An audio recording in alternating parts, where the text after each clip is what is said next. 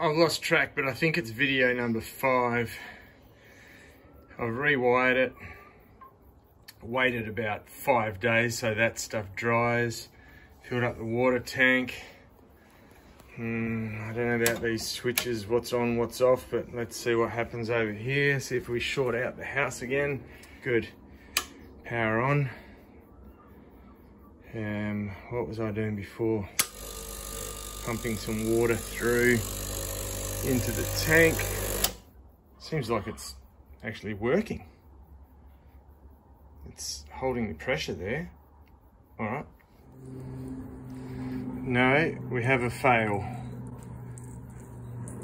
Pressure is leaking from the tank again. And I think that might be the end of my coffee machine journey. It's been fun.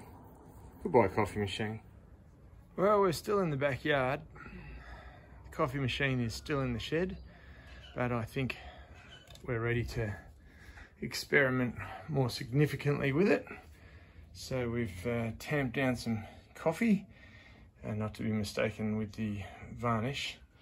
Got some milk there, and it's all ready to go. Nothing seems to be leaking from in there, so let's give it a shot. Okay, I have no idea how this is going to work, or even if it is.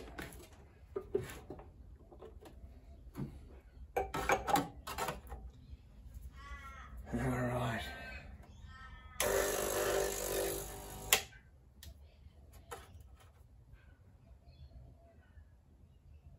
One, two, three.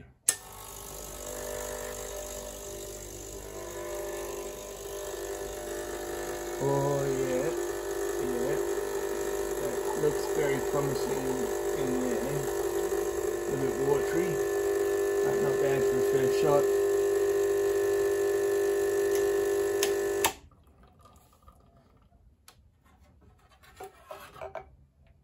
Good crema. Let's try and froth some milk, shall we?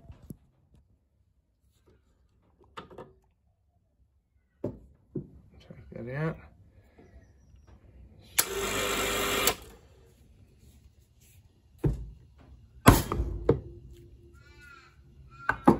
Okay, the steam light's gone off, which means it's hot enough to produce steam. Maybe not. Let's just get a bit of steam coming out of there.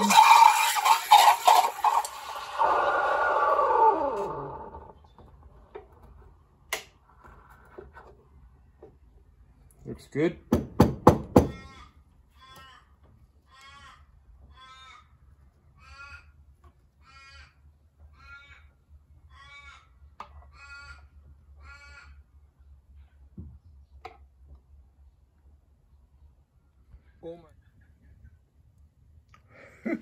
Well, this is it, folks.